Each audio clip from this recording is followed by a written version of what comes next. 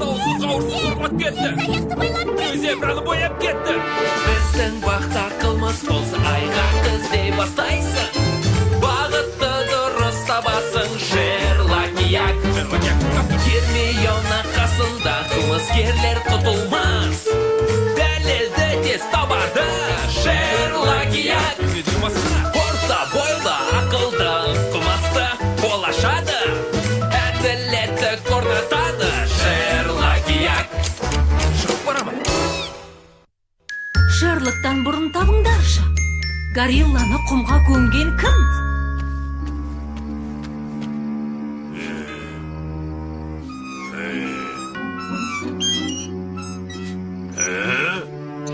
Қане көзіме көрін, бетпе-бет кездесейік.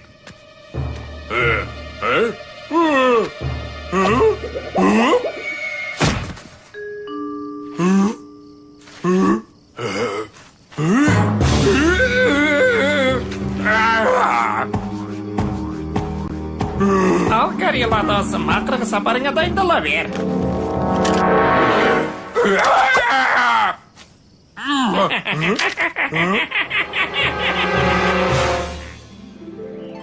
Мәссаған, қандай керемет десеңші. Шабаданды ақтарып, ішіне салған заттарды қайта қарап отырғанды ұнатамын. Мына қазынаға қарашы, Гермиона. Мектеп қабырғасында жүргенде ойнаған домалақтарым. Мықты ойыншы едім. Рас па? Мен де жақсы ойнайтын. Мен бұл ойынды ойнасаң, жеңіліп қалатын шығарсың. Өйткені мен кезінде өнер патшасы деген атақ алғанмын. Солай ма? Ендеше мен өнер патшайымы болғанмын. Дәл қазір екеуміздің қайсымыз осы таққа лайық екенін анықтағым келіп тұр. Әрине, Гермиона. Осы үшін тәлімгеріме алғысым шексіз. Соның арқасында мен кез келген нәрсеге дайынмын. Алақай, мен жеңдім. Сондай күштімін.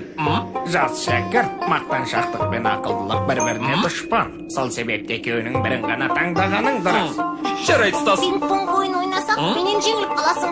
Енді мені жеңе аласың деп ойламаймын. Өйткені менің ұпайым 21-ге жетті және...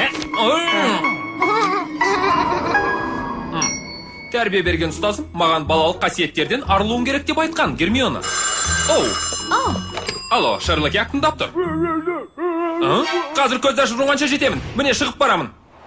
Горилла, өзіңе кімнің шабуыл жасағанын көр алдың ба? Жоқ, бұл күтпеген жерден болды. Ол жүзін жасырып жауып алыпты. Бірақ оның сұлбасын есімде сақтап қалдым. Және оның суретінде салып бере аламын. Суретін сала аламын дейсің бе? Жақсы болар еді. Міне, дәл осындай түсінікті шығар. Рахмет, Горилла. Мына сызық нені білдіреді? Ол ирелеңдеп келді ме? Жоқ, тік сызық сызып оның бойының өлшемін көрсеттім. Және ол ирек жол жасап доппен секіріп келді. Мынандай ақпарат арқылы қылмыскерді табу оңайға соқпайтын шығар. Маған кімнің қастандық жасағанын шамалап тұрмын. Өзің де білесің, Шерлок. Балалар алаңына өз еркіммен күзетші болдым. Айтпақшы, кеше бір жағдай болды.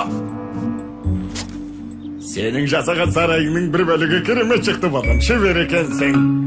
Менің баламның жасағаны барлығынан озып тұр. Әзілдерің шығар, ол сарайдың ең әдемі тұсы менің қызым тұрғызды. Құмнан жасалатын сарайдың қандай болатынын білмейтін сияқтысың ғой. Мені құптамасаңдар, мәселені жұдырық арқылы шешейік. Саған құмнан сарай салуды үйрете аламын. Достар, мен тыңдаңдар. Тынышталыңдар.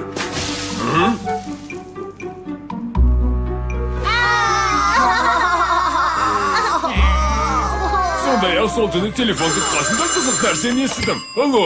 Егер шайқасқыларың келсе, балалар алаңына кел. Міне сол түні мына тұзаққа түсіп қалдым. Меніңше қылмыскер құмнан сарай тұрғызған балақайлардың әкелерінің бірі болуы мүмкін. Кенгуру, қолтырауын немесе жайра. Жақсы тұжырым, Гермиона. Қане жан-жақты қарап көрейік. Мүмкін бір айғақ тауып қалармыз. Аха, Диабло. Мектепте жүргенде мұны мен жақсы ойнайтынмын. Шерлок, мына сөзді есімнен танып қалғанға дейін естімедім. Шабуылшы мына Диаблоны горилланы есінен тандыру үшін пайдаланған екен. Ол мына кішкентай күректі шұңқыр қазу үшін және ойыншық тапаншаны қорқыту үшін пайдаланған. Жақсы, осы айғақтар да жеткілікті. Кеттік, Гермиона, күдіктілермен сөйлесіп көрелік. Тамаша, бірақ алдымен мынаған қара.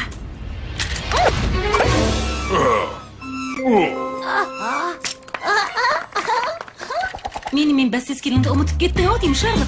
Жеңілгеніңді мойындасаң маған қарап үш рет, жасасын өнер патшайымы Гермиона деп айт, қане? Өте жақсы. Қане мұны әділеттілікпен шешейік.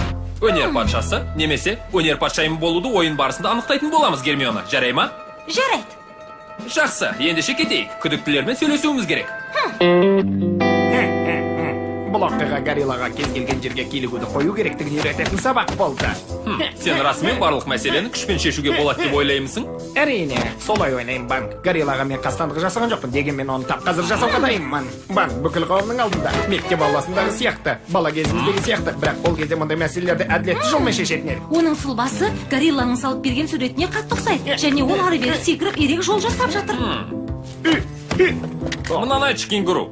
Мергендігін қалай? Әрине, жақсы. Кішкентай күнінен садақ атып үйренгем. Мынаны да жақсы білетін сияқтысың ғой. Әлбетте, қазір көресіңдер.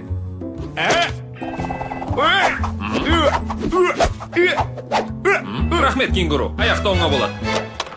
Өзіміздің де дайындалуымыз қажет. Қолтырауынға бару үшін бе? Жоқ, домалақтармен ойнауды айтам.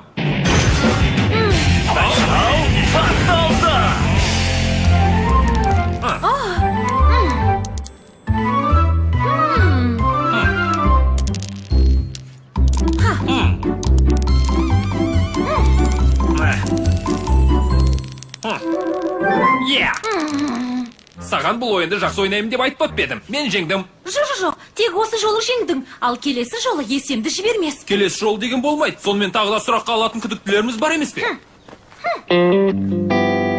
Гориллаға әрине ашулымын, өйткені бала кезімде құмнан әдем сарайлар тұрғызатынмын, ол көре алмайтын. Міне енді балам өзім сияқты, ешкімнің балам туралы жаман сөз айтуына жол бермеймін. Сол себепті горилланы шұңқырға көміп кеттің бе? Егер оған қастандық жасағым келсе, алдымен оның ұстаз ақымақ маймылдың жазалануын талап етер едім. Сен Диаблоны ойнауды білесің бе? Бұл менің сүйікті ойындарымның бірі. Мен бұл ойынды ойнап, өнер патшасы атағын алғанмын.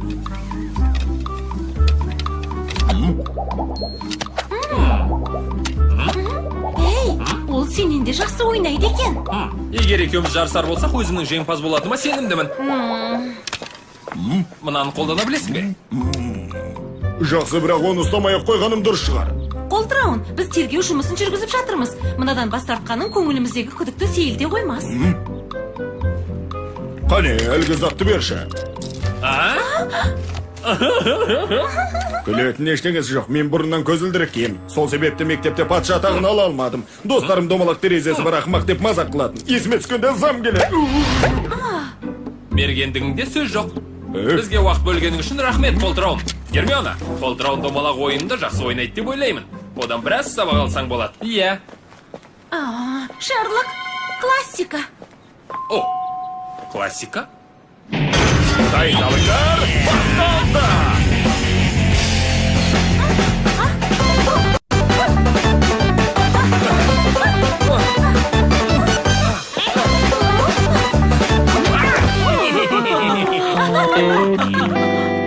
Егер горилла соншалықты алып болмағанда, оны ұстап алып тістеле бейнелерімді қадап тастар едім. Сонымен қатар кенгуру мен Қолтырауының да сазайларын берер едім. Ойыншық клубпен балалар алаңында терең етіп шұңқыр қазу үшін қанша уақыт алады деп ойлайсың? Көп емес, әрине. Мені кішкентай деп менсінбей қарайтын жануарларға бей-жай қарай алмаймын. Оларға есемді жібермеймін. Мына заттарды қалай қолданатыныңды көрсетіп бере аласың ба, Жайра? Көрсетіп берейін. Нағыз ойынды тамашалаңдар. Бері қара. Ананы көрдің бе? Бұл горилланың салып берген суретіне мүлдем келмейді. Ол ерек жолмен жүрмейді, және бойы да суретте көрсетілгендей ұзын емес, тура сен сияқты. Иә, дұрыс айтасың. Бірақ Жайра Диабло ойынын жақсы ойнайды екен. Оу, сондай-ақ жақсы атады. Тіпті сенен де жақсы. Иә, бірақ ол жағын кейін салыстырамыз. Менің байқағаным Жайра өте епті екен. Сені де ойланбастан жеңеді. Өте жақсы. Қане бұл мәселені дәл қазір осы жерде шешейік. Жақсы, Шарлық, қайсымыздың мықты екенімізді көрейік. Соңғы ойын. Сулифа. Ей, екеуің дауласып болдыңдар ма? Гермиона, ойынымызды қылмыскерді анықтағаннан кейін жалғастырамыз. Қылмыскер кім екенін білмей тұрмын. Ойын алаңына қайтып барсақ қайтеді. Мүмкін маңызды зор айғақ тауып қалармыз. Ойың жақсы екен. Қане кеттік.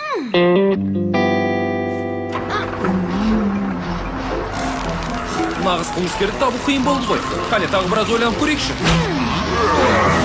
О, жылқы! Бәрі дұрыс па, жылқы? Иә, дұрыс, көлігімнің тығылып қалғаны болмаса. Ағашқа ма? Иә, соғып кеттім. Яны ма? Жоқ, мынаны.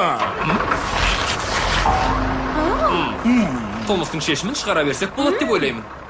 Біздің дауымызды да шешуге дайынбысың? Оу, әрине жоқ. Тергеу жұмысын аяқтауға дайынмын. Өйткені қылмыскердің кім екенін білем.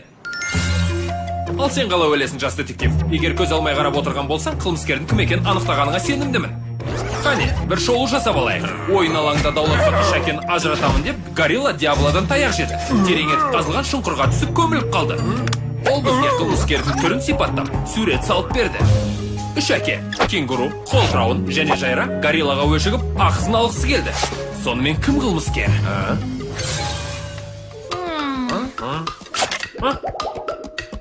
Оу!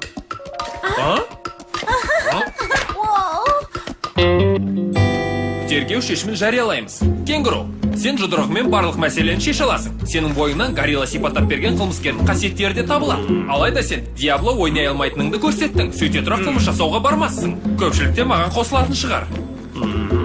Қолтырауын, сен ұзынсың, білем, әрі секіріп жүре аласың. Бірақ сен үлкен көзілдірігіңді тақпай нысанаға тигізе аласың ба? Әрине жоқ. Оның үстіне горилла сипаттап берген қылмыскерге сәйкес келмейсің. Солай. Қылмыскер Диаблоны жақсы ойнай алатын және расымен кек қайтарғысы келіп жүрген әке. Солай емес пе, жайра? Себебі қылмыскер сенсің. Жоқ, бұл жалған, мен өте қысқамын, оны өзің де айттың ғой. Я, солай дедім. Бірақ сен ойын алаңына секіруге ыңғайлы доппен келгенсің. Бұл сенің ұзын болып көрінуіңе және құмға із қалдырмауыңа көмегін тигізген. Осы айтқандарыңды растайтын шығарсың. Біліп қойдың. Қане, доғарыңдар. Ұялмайсыңдар ма?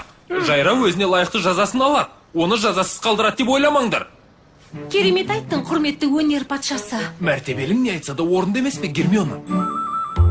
Ей, кішкентай достар, бұл бізге жаңадан келген қызметші. Ол өте көп ойын түрлерін біледі. Иә, мен өнер патшасымын. Бұл рас па? Онда бізге құмнан сарай салуды үйретіңізші. Өтінеміз. Сулифа! Сулифа! Сулифа! Сулифа! Сулифа! Сулифа! Балапан телеарнасының тапсырысы бойынша аударылып дыбысталған. Редакторлары Бақыт Күләбішева, Мөлдір Мырзабекова. Аудармашылар Ұлдана Әлімбекова, Индира Әбілқасымова. Дыбыстағандар Мәжит Асан, Жәнібек Жақып, Жазира Асан. Дубляждың режиссері Ерлік Боранбаев. Дыбыс режиссері Бек Шәріп.